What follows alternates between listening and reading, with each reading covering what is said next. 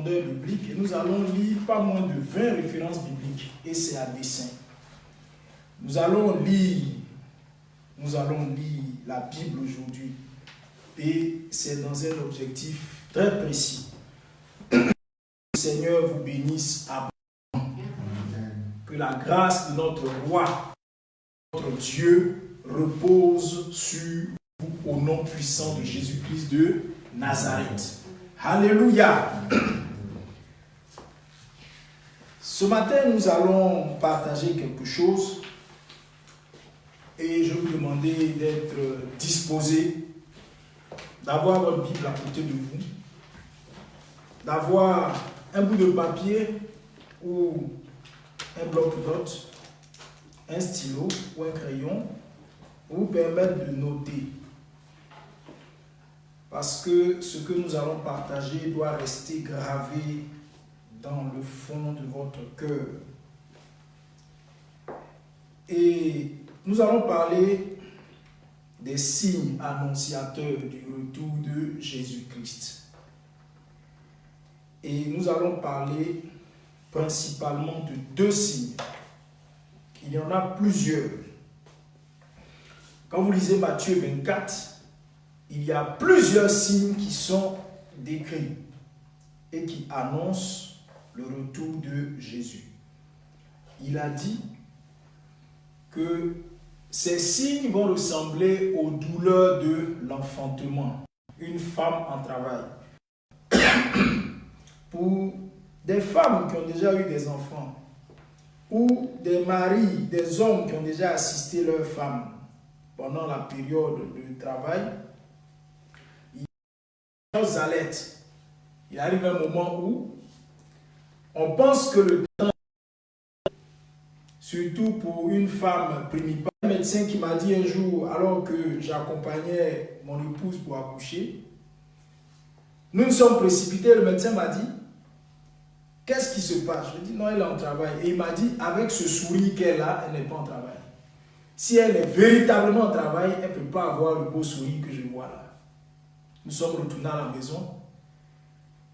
Et au cours de la nuit, son visage a changé, son sourire a changé.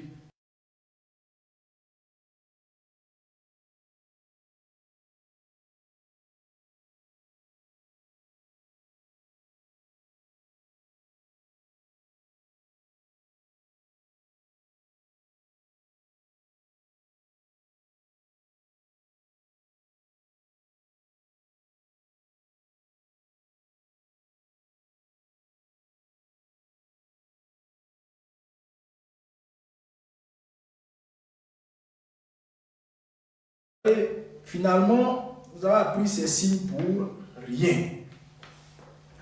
Et nous allons nous focaliser sur 2 signes. Nous allons prendre Matthieu chapitre 24, le verset 24. Je vous donne l'occasion de prendre vos Bibles. Matthieu 24, verset 24. Et nous allons lire. Matthieu 24, verset 24. Je vous donne l'occasion d'être à la page. Matthieu 24, verset 24. Donc, dans la version Louis II 910. Je vais me permettre de lire. Car il s'élèvera de faux Christ et de faux prophètes.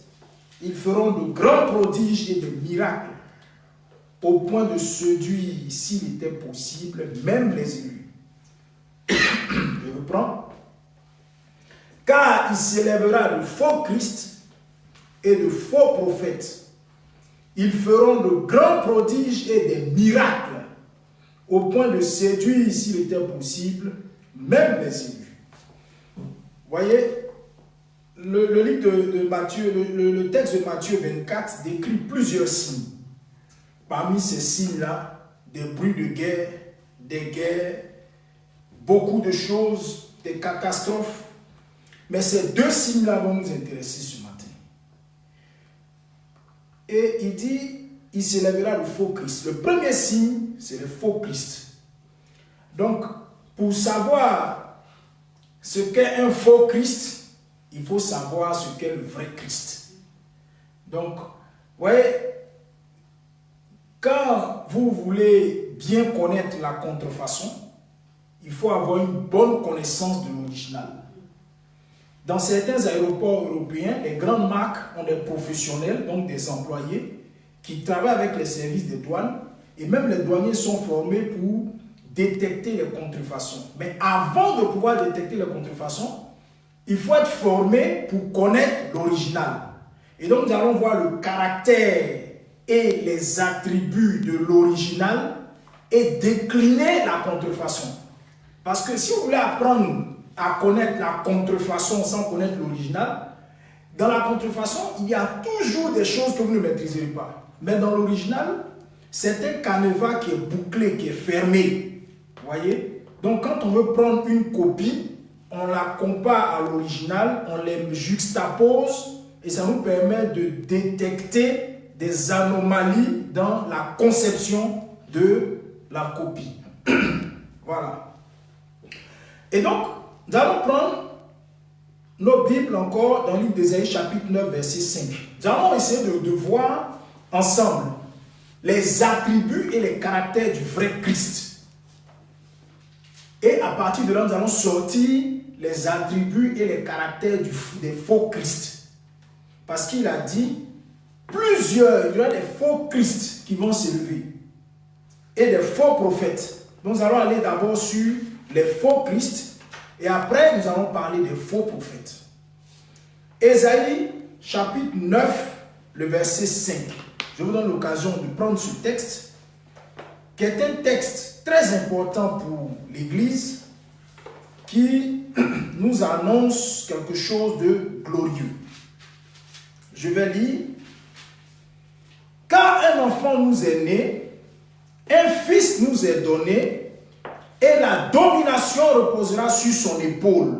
On l'appellera admirable, conseiller, Dieu puissant, Père éternel, prince de la paix. Je reprends. Car un enfant nous est né, un fils nous est donné, et la domination reposera sur son épaule. Je vais juste faire un petit appendice ici. Vous voyez, c'est un peu ce cantique que nous chantons dans nos communautés chrétiennes. Son royaume est sur son épaule. Et souvent, dans les déformations du cantique, des gens disent son royaume est si grand et beau. Non, c'est son royaume est sur son épaule. Donc, c'est tiré d'Ésaïe 9, verset 5. Et la domination reposera sur son épaule. On l'appellera admirable, conseiller, Dieu puissant, Père éternel, prince de la paix. Donc, voici les attributs, des éléments qui font partie de la nature du Christ. Je reprends. Premier élément, il aura une domination sur son épaule. Nous retrouvons ça, la domination dans Philippiens 2, où il est dit qu'au nom de Jésus, tout genou fléchira. Donc il y a une autorité qui lui est donnée. Prenons Philippiens, chapitre 2, verset 9, rapidement. Nous allons lire, on va aller vite sur ça, et nous allons attaquer le vif du sujet. Philippiens 2, à partir du verset 9, je lis. C'est pourquoi aussi Dieu l'a souverainement élevé et lui a donné le nom qui est au-dessus de tout nom, afin qu'au nom de Jésus, tout genou fléchisse dans les cieux, sur la terre et sous la terre, et que toute langue confesse que Jésus-Christ est Seigneur à la gloire de Dieu le Père. Donc il a reçu la domination, il a reçu le règne. Voyez? Deuxièmement, admirable. Voyez? Admirable, nous allons voir admirable, on peut trouver comme synonyme d'admirable par merveilleux. Voyez? Et ça semble vous dire quelque chose quand dans Juges chapitre 13 au verset 8, voyez, ce qui est bien, c'est que la Bible que nous avons trouve si vous voulez, la prophétie dans un texte et se vérifie ailleurs. Vous voyez, prenons Juges chapitre 13. Et dans Juges chapitre 13, nous allons voir quelque chose. Juges chapitre 13, à partir du verset 18. Juges 13, verset 18. Voilà. Donc nous sommes sur l'attribut, donc son caractère, donc ce qu'il est. On dit qu'il est, il sera d'abord, la première chose c'est la domination reposera sur son épaule. Nous avons vu, il a reçu l'autorité de dominer, il a reçu le pouvoir de dominer. La deuxième chose, il est admirable. Donc c'est un équivalent de merveilleux.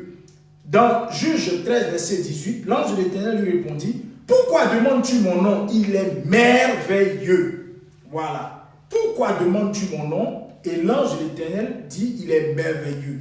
Et donc, c'est ce que les théologiens appellent une théophanie, donc une apparition de Jésus-Christ dans l'Ancien Testament. Voilà, admirable.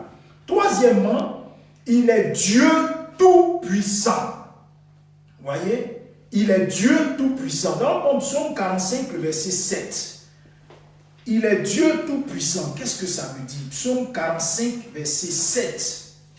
Nous allons comprendre pourquoi la Bible dit qu'il est Dieu tout-puissant. Psaume 45, verset 7. Suivez très bien ici, parce qu'il y a des gens qui ont un complexe. Ils ont honte ou bien ils ont peur de dire que Jésus est Dieu.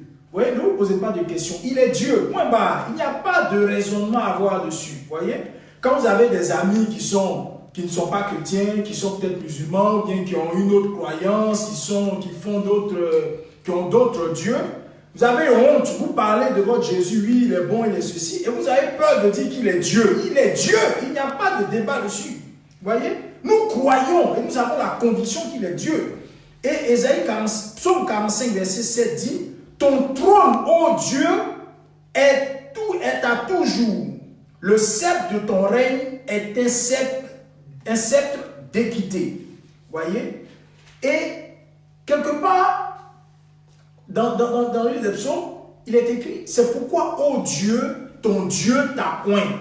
Et donc, comment Dieu peut oindre un autre Dieu? C'est le même Dieu. C'est Jésus-Christ de Nazareth. Vous voyez? Autre élément, il est dit dans le verset d'Ésaïe 9, verset 5, il est Père éternel. Nous allons prendre Jean 14, verset 9. Vous voyez? Je vous donne ici des arguments qui vont vous permettre de confondre ceux qui refutent la divinité de Jésus-Christ de Nazareth. Jean 14, verset 9. Il est dit, Jésus lui dit, il y a si longtemps que je suis avec vous et tu ne m'as pas connu, Philippe. Celui qui m'a vu a vu le Père. Comment dis-tu, montre-nous le Père? Jésus a clos le débat. Il est Père. Il dit, celui qui m'a vu a vu le Père. Donc, nous ne faisons pas de dissociation. Si j'ai vu le Père, j'ai vu Jésus. Je n'ai pas besoin de rentrer dans des gymnastiques théologiques. Non, le Père, c'est ici. Hey, écoute-moi bien.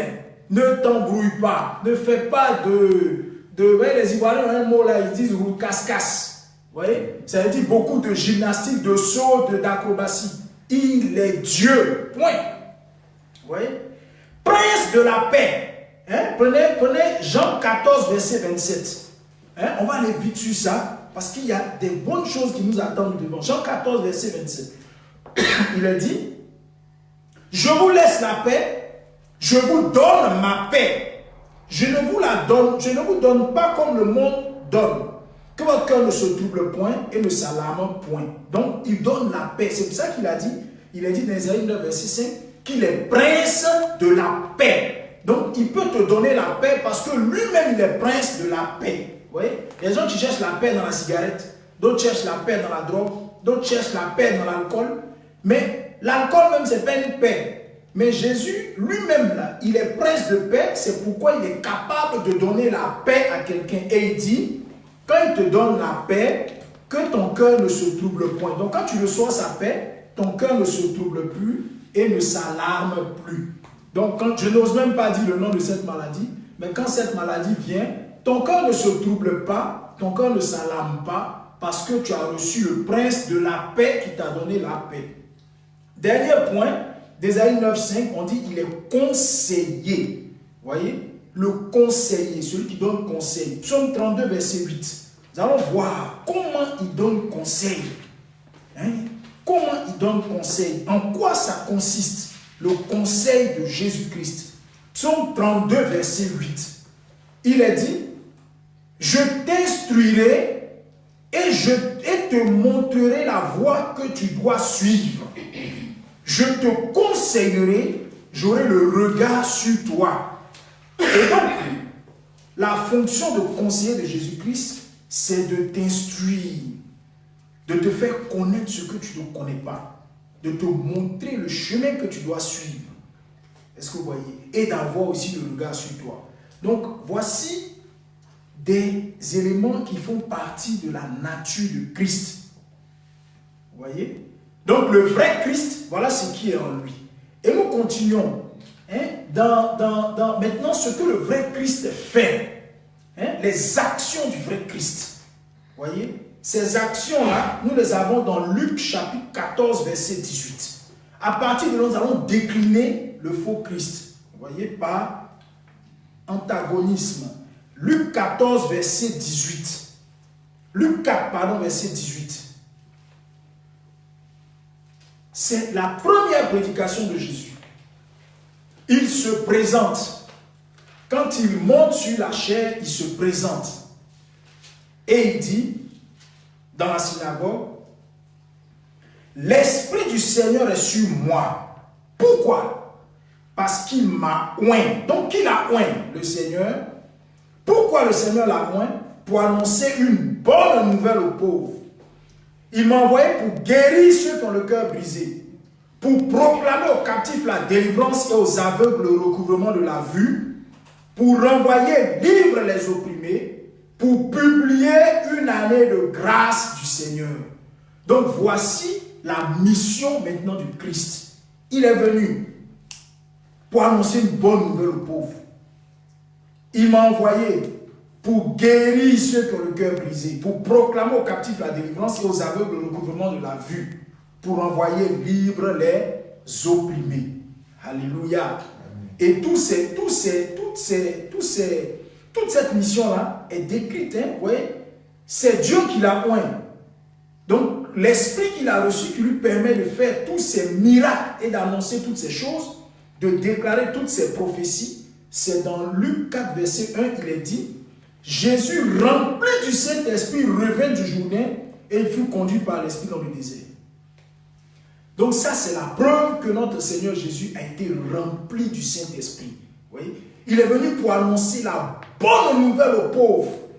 Il est venu pour guérir les cœurs brisés, pour délivrer les captifs, pour publier une année de grâce. Là où les gens voulaient condamner la femme adultère, il dit non, non, non, non, non.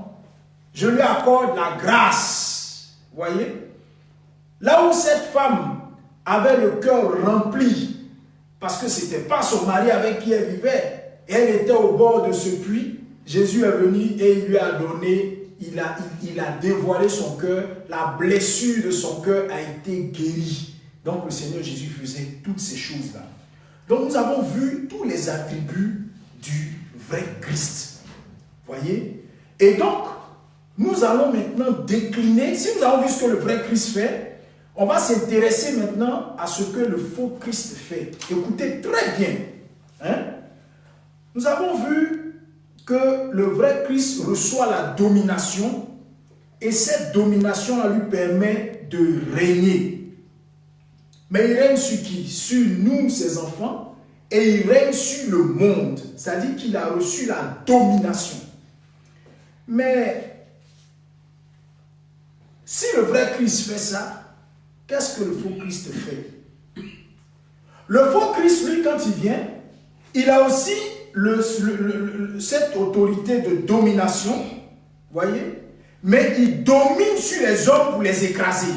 Et donc, quand vous voyez un faux Christ qui s'installe comme pasteur ou leader dans une communauté chrétienne, il a cette tendance à écraser le peuple que le Seigneur lui a confié. Quand vous l'entendez parler, mon peuple, mon église, mon assemblée, c'est-à-dire qu'il y a cette position de dominateur sur les chrétiens, sur l'église. Vous voyez? Je suis en train de vous donner les signes qui vont permettre de reconnaître le faux Christ. Parce que vous pouvez vous retrouver dans un endroit, tout le monde dit Christ, Christ, Jésus, tout le monde chante, tout le monde loue. Mais il y a des indices. Comment faire pour reconnaître le faux Christ et ne pas s'égarer? Vous voyez? Il est dit que le vrai Christ est admirable. Donc on a dit qu'il est merveilleux, il fait des merveilles. Mais le faux Christ aussi fait des merveilles, il fait des miracles. Quand vous arrivez dans l'église, vous arrivez dans son assemblée, il touche, tout le monde tombe. Il va quelque part dans une frontière, dans un pays ou quelque part là, il prend une amulette, dans la région en Afrique de l'Ouest, ils ont un fétiche qu'on appelle silure. C'est-à-dire que c'est une bague qu'on leur donne et quand ils touchent les gens dans les assemblées, tout le monde tombe. Donc ils font des choses merveilleuses, ils font des merveilles pour pouvoir éblouir les gens sur qui ils dominent. Vous voyez, c'est pour ça que Jésus, quand le vrai Christ, il a la domination qui a été donnée par son Père. Le faux Christ, il domine, il écrase, il exerce une autorité, une oppression sur ceux qui sont établis sous lui avec des merveilles. Vous voyez? Donc quand vous entrez dans ces communautés-là, vous voyez les gens qui disent « Hey, papa, papa, papa, papa ». C'est dans ces communautés que vous voyez même des chrétiens se mettre à genoux devant le pasteur, devant le leader, devant le prophète. Et c'est lui, papa, papa. Et les gens ont peur. Quand on dit que le pasteur arrive, tout le monde tremble. Ce sont les attributs du faux Christ.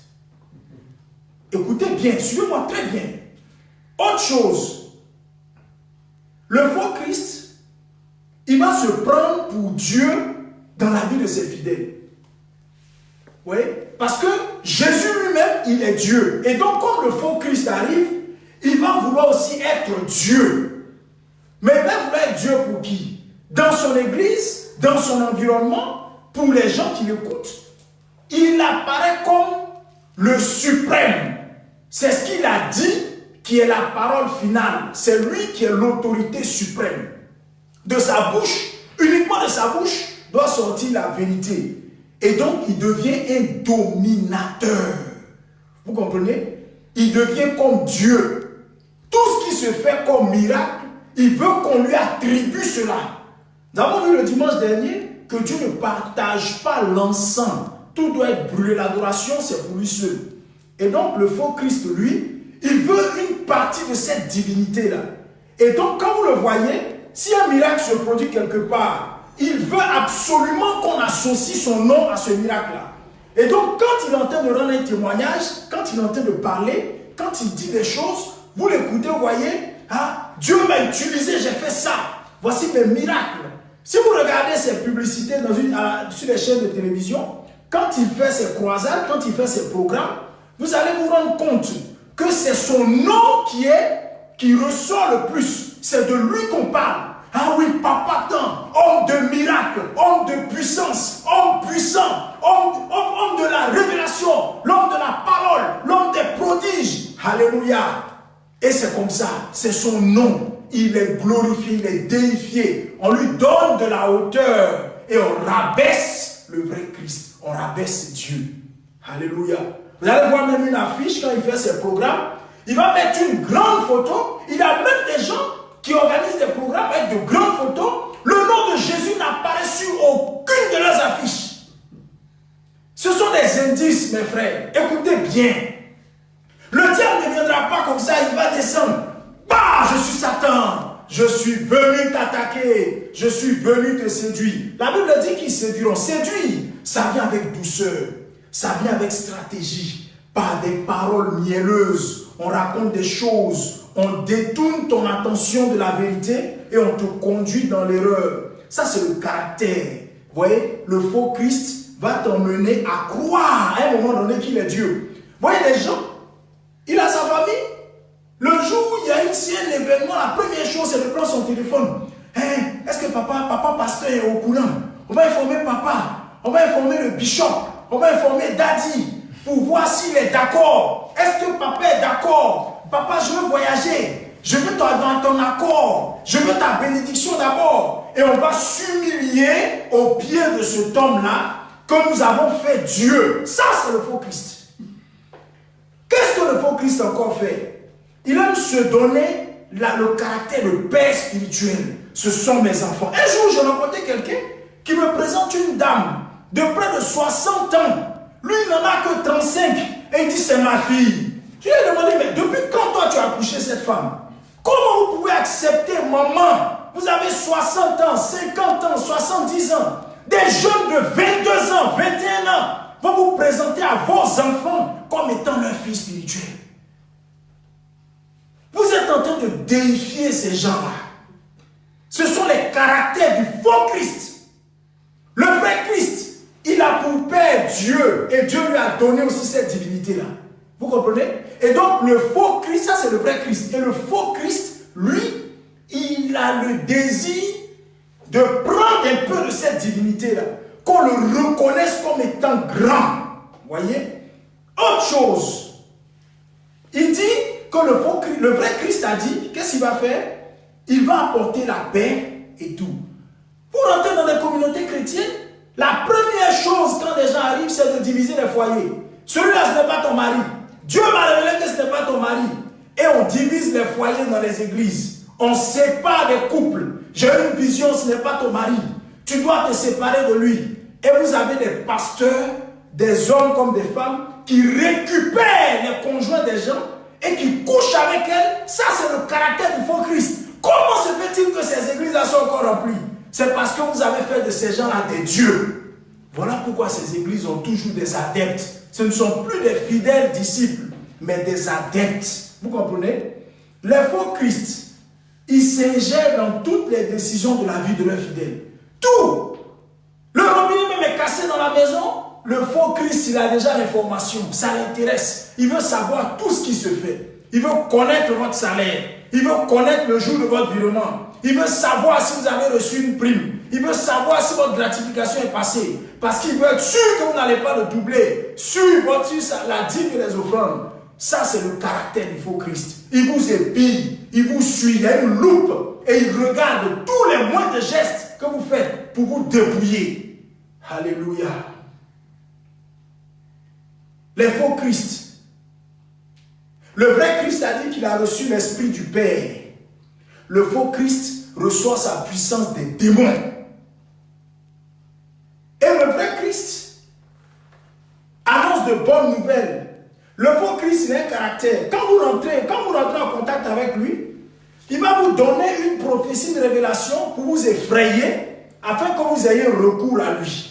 Et c'est toujours des révélations qui annoncent des mauvaises nouvelles.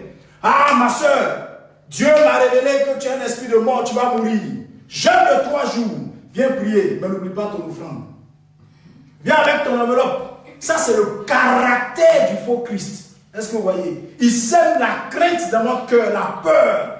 Et à partir de ce moment-là, vous allez vous tourner vers lui pour chercher du secours. Il ramène tout à sa personne. Voyez? Il vous effraie. Et tous ces caractères du faux Christ se résument dans le livre de 2 Timothée, chapitre 3, versets 5 à 7. Nous allons lire. 2 Timothée 3, versets 5 à 7. 2 Timothée 3, versets 5 à 7. Nous allons voir le caractère du faux Christ. C'est résumé ici. 2 Timothée chapitre 3, versets 5 à 7. Ayant l'apparence de la piété, mais reniant ce qui en fait la force, éloigne-toi de ces hommes-là. Il en est parmi eux qui s'introduisent dans les maisons et qui captivent des femmes d'un esprit faible et borné, chargées de péché, agitées par des passions de toute espèce. Voici ce que les faux Christ font. Ils s'introduisent, ils détruisent et ils pillent, ils dépouillent. La dernière fois, je regardais sur les réseaux sociaux et je regardais dans un pays européen le témoignage de fidèles qui se plaignaient d'un pasteur qui les a dépouillés. Le pasteur a tout pris, il a promis la guérison, ils n'ont pas eu la guérison, il a donné des milliers d'euros et tout. Il dit, mais c'est très simple. C'est parce que vous n'avez pas lu. On va voir comment se prémunir. Comment éviter le chemin de ces faux Christ-là. Sinon, si vous avez le caractère de gens qui courent après les miracles, vous allez tomber dans la main de ces vendeurs d'illusions, de ces faux Christ, qui vont vous dépouiller et vous détruire toute votre maison. 1 Timothée chapitre 4 verset 1 à 3. Nous allons voir encore Tout Paul a tellement bien résumé ça. 1 Timothée chapitre 4, verset 1 à 3. Je lis, mais l'Esprit dit expressément que dans les derniers temps, quelques-uns abandonneront la foi pour s'attacher à des esprits séducteurs et à des doctrines de démons. Les doctrines de démons, c'est quoi? Le faux Christ vient avec un beau discours et c'est lui qui va te convaincre. Oh non, la Bible même a dit, on a des anciens ici qui ont été polygames. Donc si tu as 4 femmes, tu n'as pas péché. Ce n'est rien. Des doctrines démoniaques que le faux Christ fait rentrer dans le cœur des esprits faibles. Voyez? Il dit par l'hypocrisie de faux docteurs, portant la marque de la frétissure dans leur propre conscience, prescrivant de ne pas se marier et de s'abstenir d'aliments que Dieu a créés pour qu'ils soient pris avec action de grâce par ceux qui sont fidèles et qui ont connu la vérité. Alléluia. Voyez, c'est terrible de tomber dans la main de ces gens-là. Les faux Christ, ils enchaînent ceux qui sont captifs par d'autres liens. Vous arrivez pour une situation précise, vous partez les rencontrer, les consulter. Vous avez le sentiment qu'ils vous sortent d'une situation et on met d'autres liens sur vous. Ils mettront sur la tête de leurs fidèles des jougs encore plus lourds. Voyez? Et ils condamneront. Il y a de grandes polémiques en ce moment à Abidjan concernant, par exemple, les offrandes pendant ces moments de confinement et tout. Mais vous avez des pasteurs qui n'ont pas peur de menacer les fidèles. Si vous ne donnez pas, je vais vous maudire. Mais comment pasteur peut maudire les fidèles? Comment vous pouvez maudire, détruire ce que vous-même ont bâti? Ces vies que vous avez bâties, vous êtes capable de les détruire. Parce que vous ne recevez pas ce que vous attendez. Voyez? Et donc voici ces caractères-là, le faux Christ. Et maintenant, je vais vous donner le caractère, le deuxième signe. Ce sont les faux prophètes et les fausses prophéties. C'est ce que dit Matthieu 24, 24. Donc les faux Christ et les faux prophètes. Les faux prophètes, voyez, c'est ceux qui vous donnent des prophéties alors que Dieu ne leur a pas parlé. Si vous aimez les prophéties, vous choisissez des communautés ou des groupes où il y a des prophéties et ça c'est très animé. Voyez, on vous donne la couleur de votre culotte. Pour les femmes, on donne la couleur du soutien. Des révélations, on vous donne le numéro de téléphone. C'est ça, c'est ce qui est merveilleux, c'est éblouissant, c'est admirable. Et le faux Christ, le faux prophète, vous fait manger ça. Amen. Mais, vous voyez, Samuel devait oindre un roi. Il s'est rendu dans la famille d'Isaïe. Il a regardé. Il a vu l'aîné de ses enfants. Et il dit certainement c'est celui-là que Dieu a choisi. Et le Seigneur lui a dit Samuel, Samuel, calme-toi. Je ne regarde pas à l'apparence, mais je regarde le cœur. Vous lisez ça dans 1 Samuel chapitre 16, le verset 7. Je ne regarde pas à l'apparence, mais je regarde le cœur. Voyez, particulièrement en Afrique, vous avez des gens qui ont reçu le ministère, des évangélistes qui sont dans des endroits reculés, dans des villages, dans des conditions difficiles, sous des paillotes. Mais ces gens-là n'ont pas de popularité. On ne fait pas attention à eux parce qu'ils n'ont pas d'argent, parce qu'ils n'ont pas d'autorité du pays ou de la ville dans leurs églises, parce qu'ils n'ont pas de voiture. Ils sont humbles et simples. Une vie modeste. On ne leur accorde pas d'intérêt. Alléluia. Et ça, c'est ce que le faux prophète vous donne. Et maintenant, on a fini de parler de ce qui est faux. On va se poser une seule question, on va donner les solutions. Que faut-il donc faire? Jésus donne la solution. Il dit, qu'est-ce qu'il faut faire? Parce qu'on dit que c'est faux. Finalement, il y a des gens qui disent, mais moi-même, je sais même plus où aller parce que il y a du faux partout. Et souvent, vous êtes dans une communauté chrétienne, l'homme de Dieu qui est là, s'est consacré, s'est attaché véritablement au Seigneur. Mais comme on a tellement raconté de choses sur les faux prophètes, vous avez même des doutes sur votre pasteur alors que c'est quelqu'un qui est attaché véritablement au Seigneur. Que faut-il faire? Jésus nous a donné la solution. Il ne peut pas vous donner vous révéler les problèmes et ne pas vous donner la solution. Matthieu 24, verset 15. Nous allons voir qu'est-ce qu'il faut faire. Nous allons voir qu'est-ce qu'il faut faire. Quelle est la solution que le Seigneur nous donne?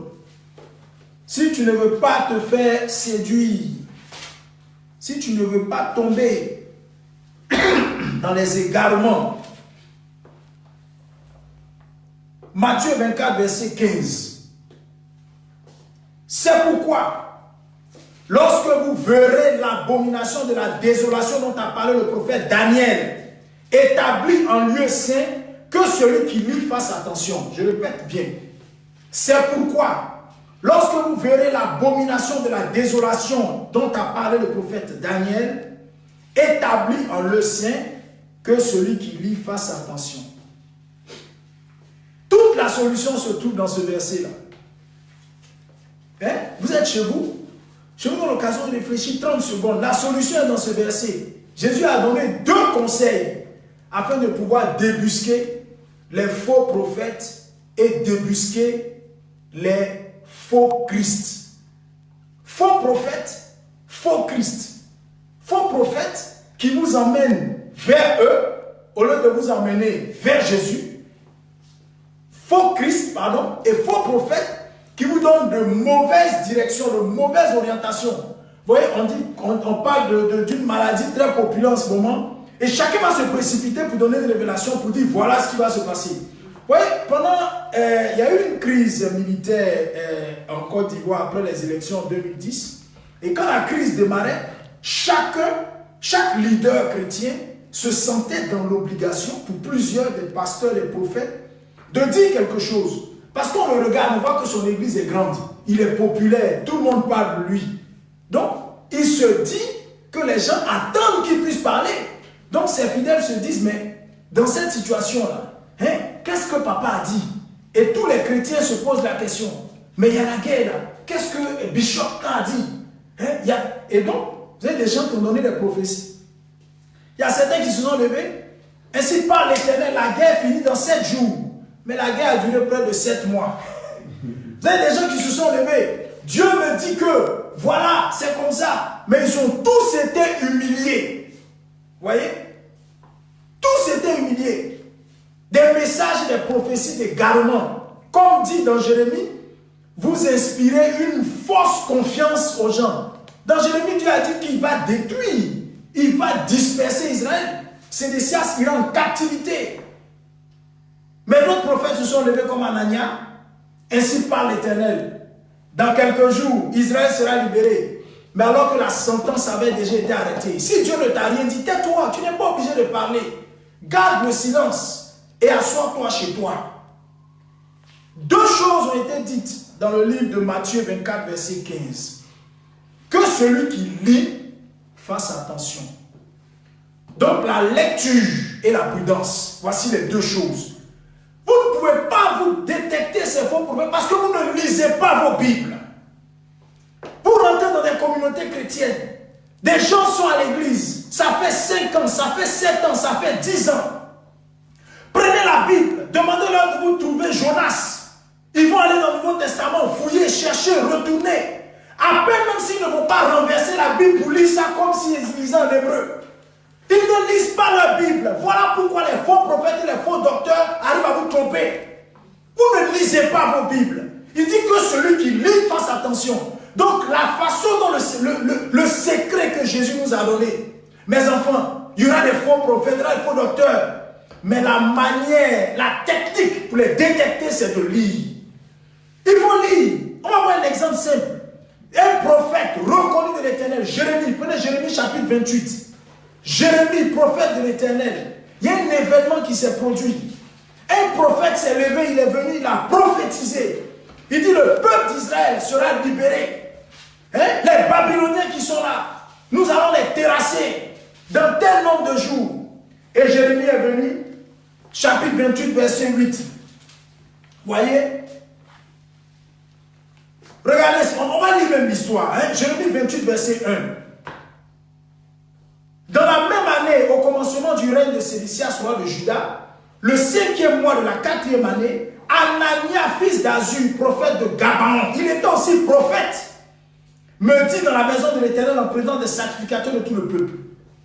Anania se présente devant Jérémie, devant tous les sacrificateurs, devant le roi, devant tout le monde. Et il dit, ainsi parle l'Éternel, le Dieu d'Israël, je brise le joug du roi de Babylone.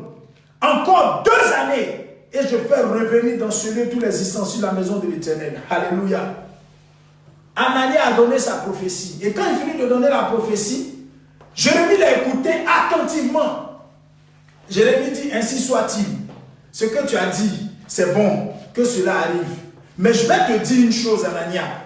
Jérémie 28, verset 8. Les prophètes qui ont paru avant moi et avant toi, dès les temps anciens, ont prophétisé contre des pays puissants et de grands royaumes, la guerre, le malheur et la peste.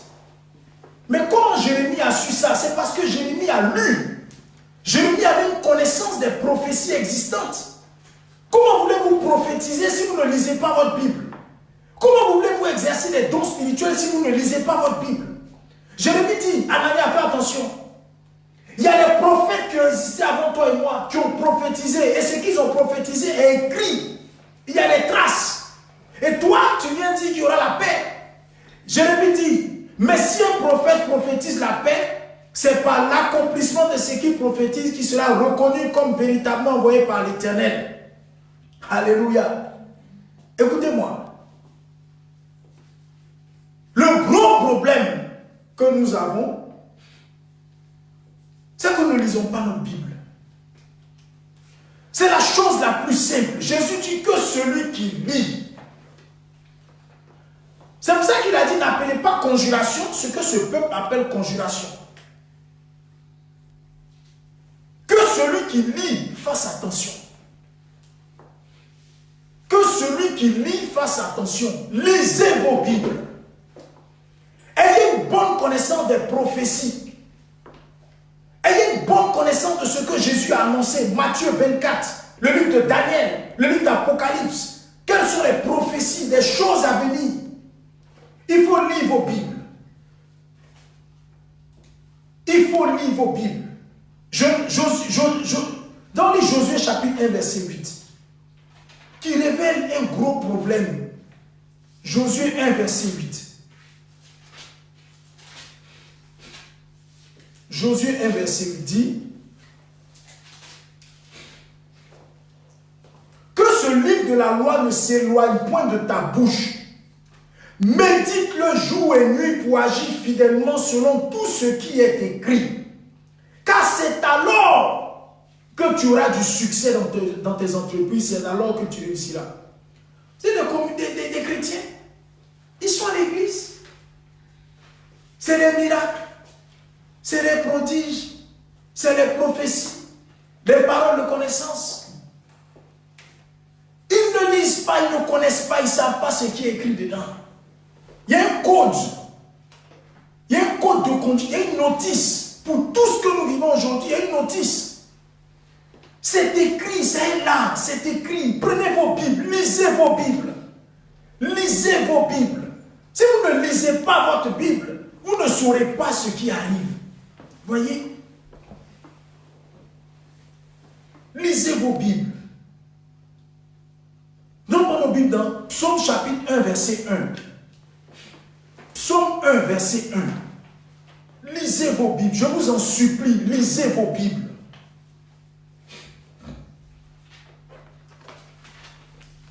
Psaume chapitre 1, verset 1.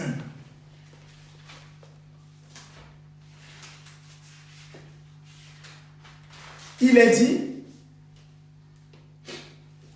verset 1 à 2, heureux l'homme qui ne marche pas selon le conseil des méchants, qui ne s'arrête pas sur la voie des pécheurs et qui ne s'assied pas en compagnie des moqueurs, mais qui trouve son plaisir dans la loi de l'Éternel et qui la médite jour et nuit. Aujourd'hui, il y a une chaîne très célèbre là, de films qui a libéré son réseau pour des connexions gratuites. C'est bien, c'est une bonne chose. On parle de confinement, chacun à la maison. C'est maintenant que tout le monde court pour aller chercher, renouveler son abonnement parce qu'il veut passer plus de temps à regarder encore de nouvelles séries, de nouveaux films. C'est bien, c'est une bonne chose. C'est bien, allez-y. Mais c'est pour ça que vous allez être encore dominé par des faux Christ et des faux prophètes parce que vous ne saurez pas les reconnaître puisque vous ne lisez pas votre Bible. Vous ne lisez pas votre Bible. Aujourd'hui en Côte d'Ivoire, il y a quelqu'un qui s'est présenté là-bas. Il arrive, il dit, c'est lui le prophète. C'est lui le Messie. Et que si vous ne l'adorez pas, vous n'irez pas au ciel. Il y a un pasteur dans une ville en Côte d'Ivoire qui allait défier le pasteur de ce monsieur. À la suite de l'entretien, ce fameux prophète évangélique a été converti dans cette doctrine. Aujourd'hui, il prêche ce message abominable. Parce qu'il ne lit pas sa Bible. Il ne s'agit pas d'avoir l'onction des dons spirituels, raconter, lisez vos Bibles, mangez-la. Il faut vous nourrir votre esprit avec ce qui est écrit dedans. C'est le secret, la révélation est dedans. On ne pourra pas vous tromper si vous lisez la Bible. Vous ne pouvez pas aujourd'hui aller voir un médecin et lui raconter un médicament qui est fait pour soigner la diarrhée. Vous allez lui dire qu'il va permettre d'arrêter des maux de tête. Non, ce n'est pas possible. Parce qu'il connaît la notice. Quand les délégués médicaux vont visiter un médecin, la première chose qu'ils montrent à ce médecin, c'est le principe actif. Qu'est-ce que ça soigne? Et la posologie. Mais il ne s'agit pas d'avoir beaucoup de Bibles, les dernières versions, même une seule Bible. Une seule Bible. Il y a des peuples, des territoires où les gens cherchaient une page de la Bible afin de la lire pour pouvoir s'attacher au Seigneur. Lisez vos Bibles. Si vous ne lisez pas vos Bibles, vous serez perdus. La deuxième chose, Jésus a dit, ce que celui qui lit, fasse attention. Vous voyez, ce que celui qui lit, fasse attention. Donc la lecture, la connaissance de la parole, et la deuxième chose, c'est de faire attention. Mais comment on fait attention? On va voir ça ensemble. Faire attention, c'est quoi? Faire attention. 2 Pierre chapitre 1, verset 1 à 19. On va voir ce que c'est que faire attention. Faire attention, c'est quoi? 2 Pierre chapitre 1, verset 1 à 19. Comment on fait pour faire attention?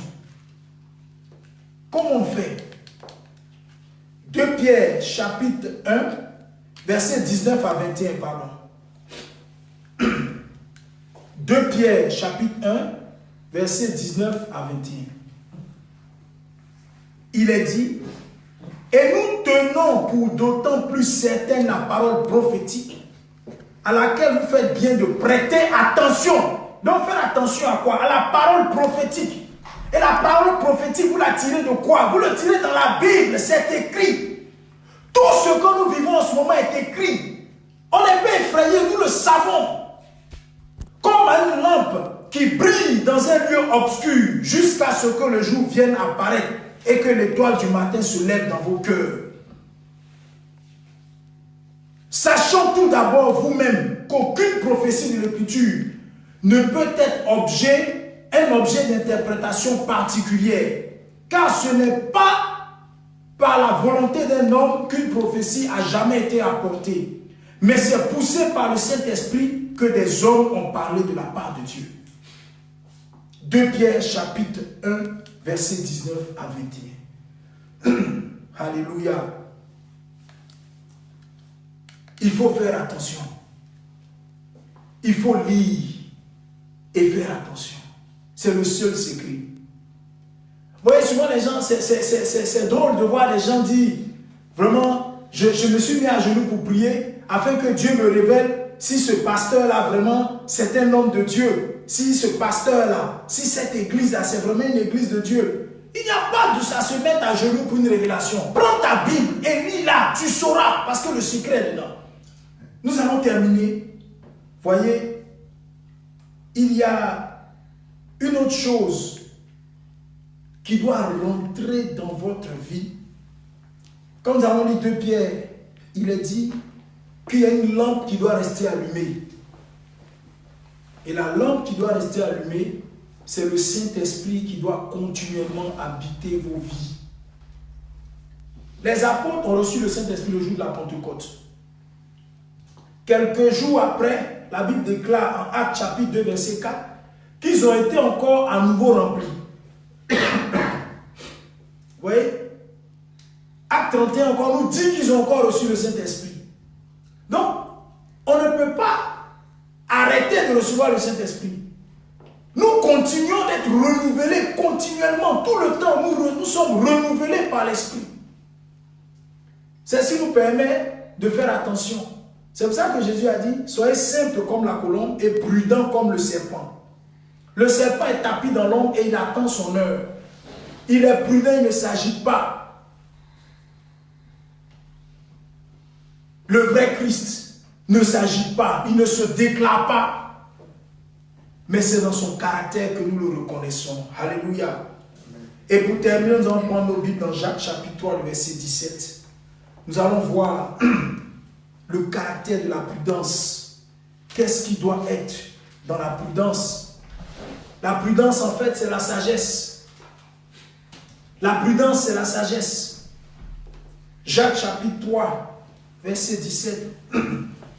Et qu'est-ce qu'il y a dans la sagesse? Il est dit, la sagesse d'en haut est premièrement pure, ensuite pacifique, modérée, conciliante, pleine de miséricorde et de bons fruits, et d'hypocrisie.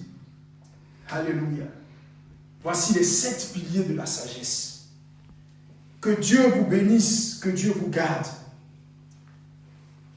Pour terminer mon propos, je vais résumer en disant que il y a 2 signes que Jésus-Christ a donnés. Le premier signe, ce sont les faux prophètes et le deuxième, les faux Christ. Et comment faire pour ne pas tomber dans le panneau de ces faux prophètes et de ces faux Christ? C'est de lire la parole et d'être prudent. Et comment être prudent? C'est de faire preuve de sagesse. La Bible dit que celui qui n'a pas de sagesse, qu'il prie afin que Dieu lui donne la sagesse. Amen. Si vous êtes assis chez vous, nous allons ensemble nous tenir debout. Vous allez vous lever avec moi et nous allons prier. Nous allons demander à Dieu de nous aider. Pour ceux qui n'arrivent pas, il y a des gens qui n'arrivent pas à lire leur Bible. Oui, souvent vous avez même des chrétiens, il y a des chrétiens même qui n'ont même pas de Bible.